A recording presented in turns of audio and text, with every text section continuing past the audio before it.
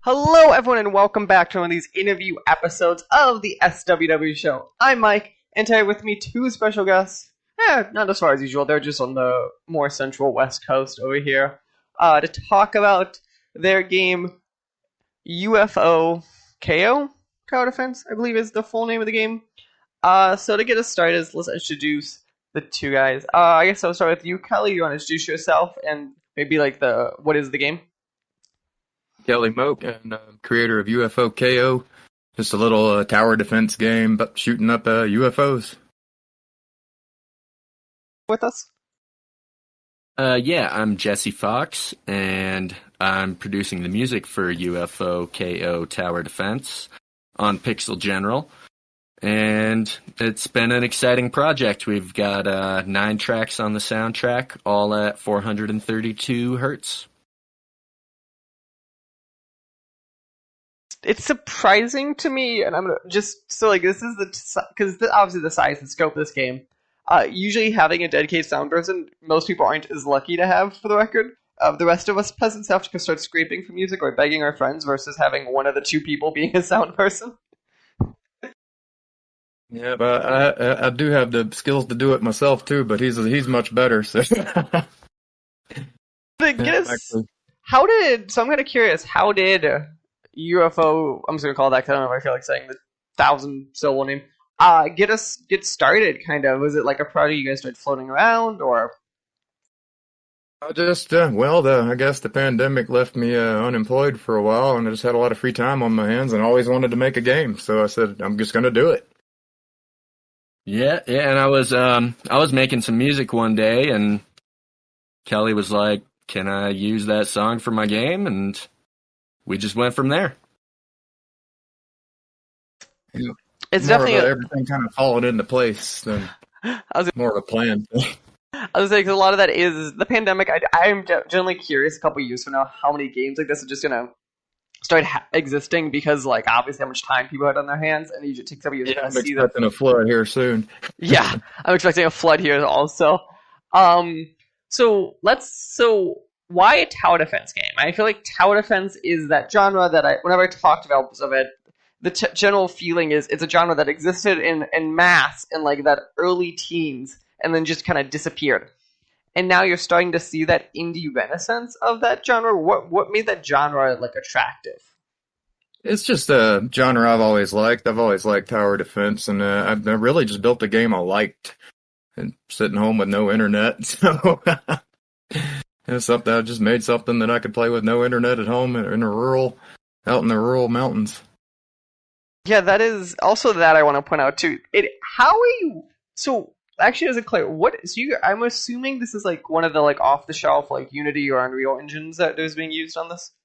Yeah, I used Unity. So I appreciate that using Unity with like it sounds like very little internet.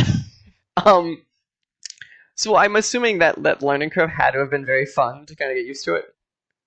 Very. I'm pulling tutorials on my phone. I gotta watch everything on my phone. And then upload with hotspots, and yeah, it's kind of a minute, but that'll be over in a couple of weeks. I'm moving to somewhere with a little more stable connection. Internet, you can. That's pretty impressive. So let's kind of jump over to Jesse. When Kelly's come to you with this game, kind of, and as we said, it's tower defense, space themed, obviously, kind of. How did you start piecing together the music, kind of like what would make sense for this game? Well, Kelly had heard the initial track that is in the title screen, I believe now, and he was good to go with that. He just said, let's just stick with that theme and maybe try and use a lot of similar instruments so it has a continual theme.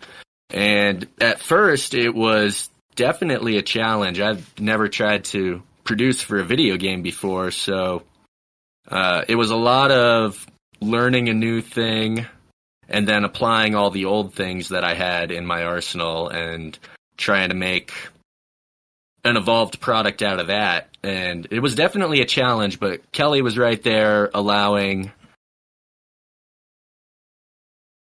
control, and he had definitely some great creative suggestions as we went. I'm curious, especially with this, I'd say, more unique circumstance of, as we talk about the internet and kind of like where you guys live. Did that change kind of how you guys collaborated throughout this process, especially in the backdrop of like the pandemic happening and stuff? All done in-house. Yeah. We're fortunate enough to be roommates in this situation, so yeah, building it from the ground up. That it was like a kind of a lucky thing of that, because then you just kind of go knock on his door, being like, "So, I need this." Yeah, pretty much. It was serendipitous, to say the least. Yep, he'll be in here working on the music while I'm in there working on the game. And So then, with it just being you two, I'm just kind of curious because I feel like the process of kind of where it was you two is again interesting because having a dedicated audio person is, I think, unique in this size game and environment, unless the usual main person is the audio person. Did that ever for you, Kelly? Did it ever change? Kind of like, oh, now I could do these things that maybe people couldn't do because I had someone who basically did a lot of music and audio for the game. definitely freed up a lot of time for me to do other things. And yeah, he added some sound effects ability, but I do have a little music background myself. Just he's a little better than me, so that kind of works out. To help collaborate, we can give better feedback. I actually know a little about the subject, and I actually had some basic songs in the game when he replaced them. But yeah, they were very basic, just spot holders. I can imagine even if you're not the one doing it, then it at least helps with your like relative. You'd have some of music instincts or taste. I'd be like, oh, at least you have a rough idea of what's going to go here. Versus, I walked up to an audio person, and I'm just like, so I need sound, thank you.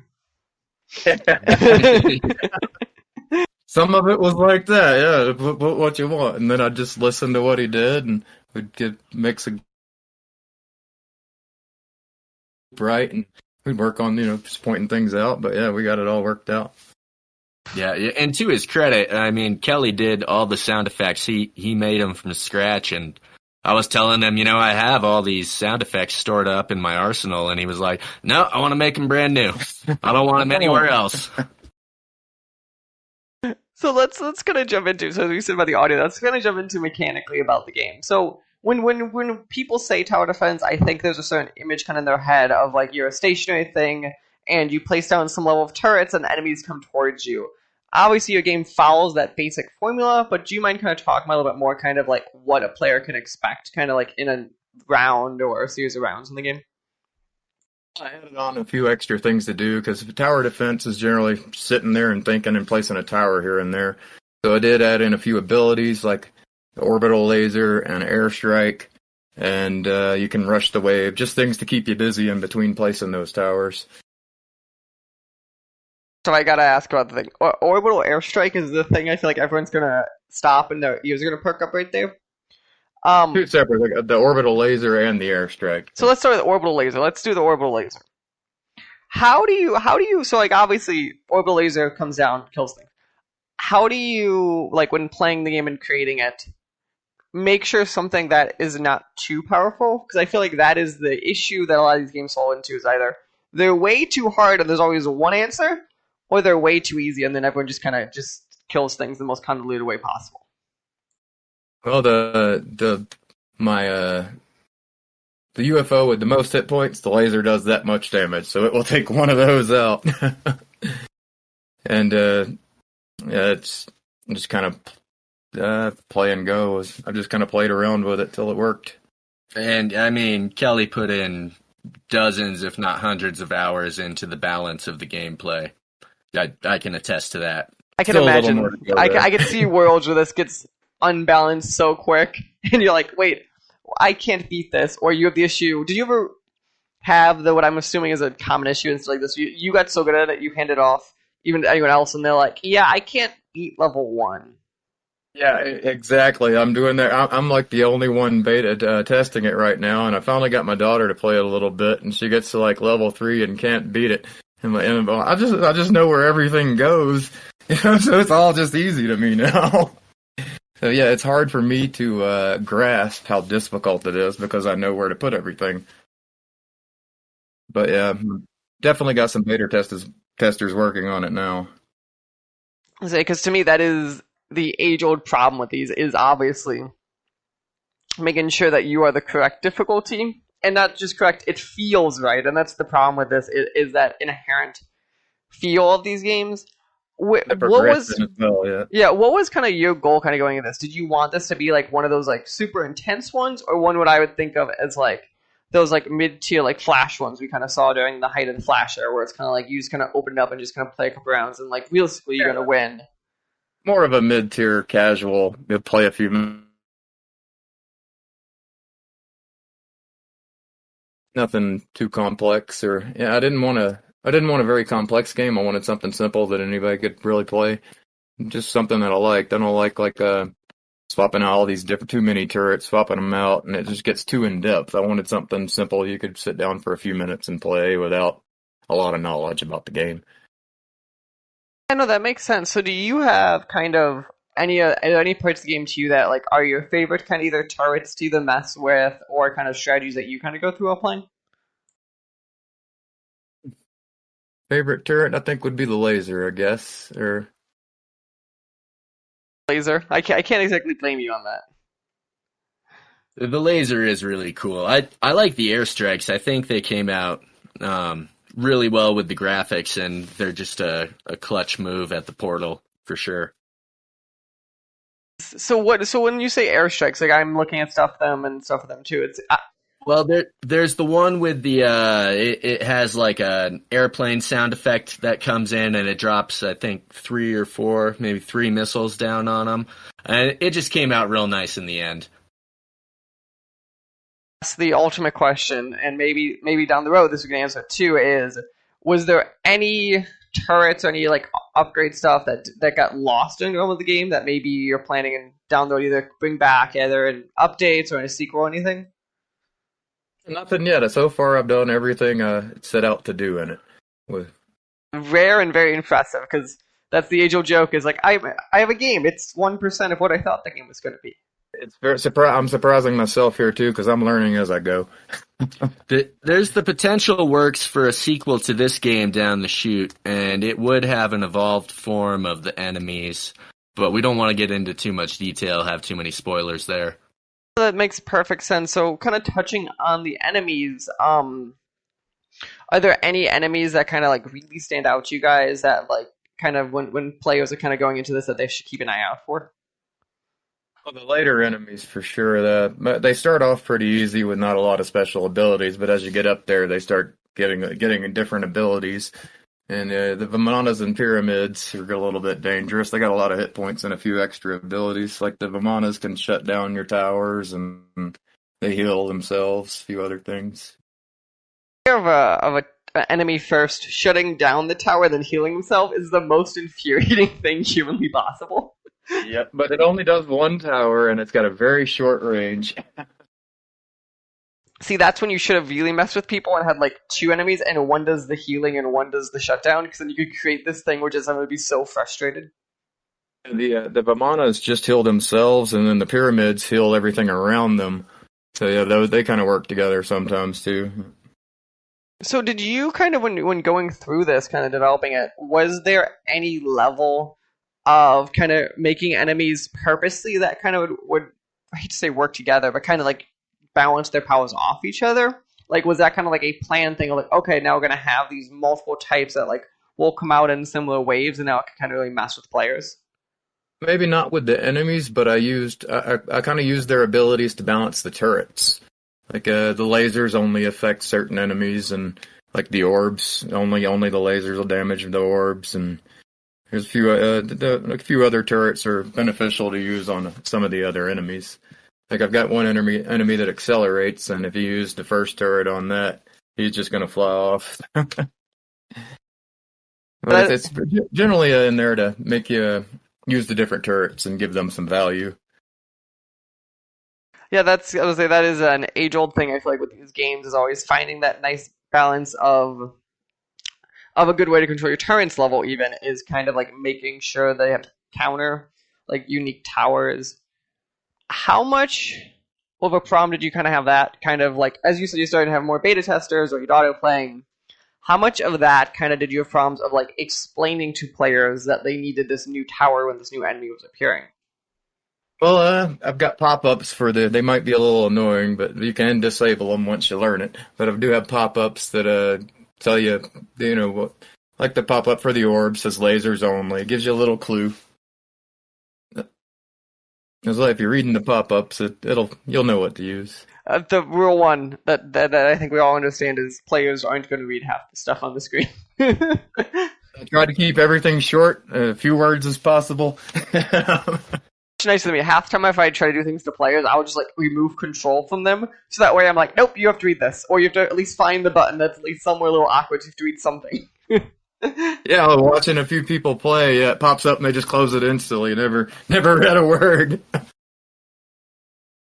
The age-old problem is across any industry, across anything. It's like whenever anyone gets instruction manuals from like building furniture, we just toss those out and then we start building the furniture.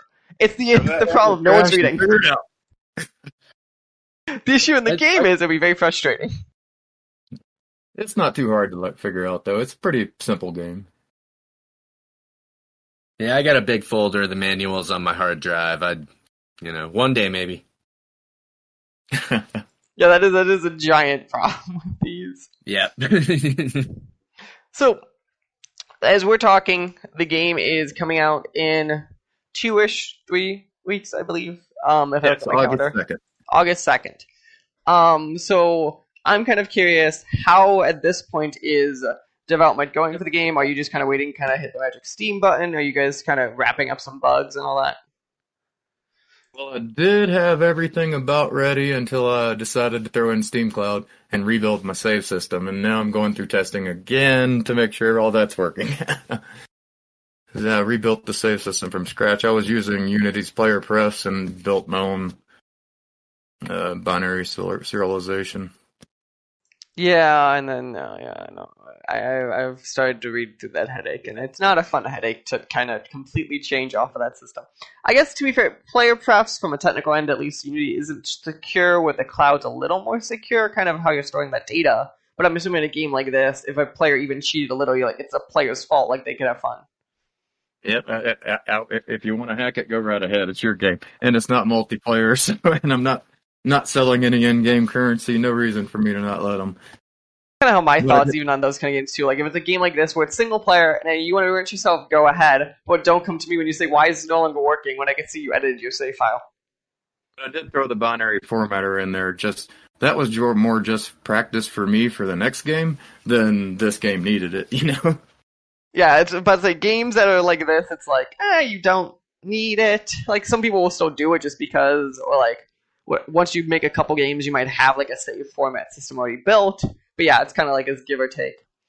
But yeah, so the game is August 2nd, as we said. It is using, looks like Steam Cloud. You have Steam Achievements, which another headache. Congratulations on, sounds like figuring out at least.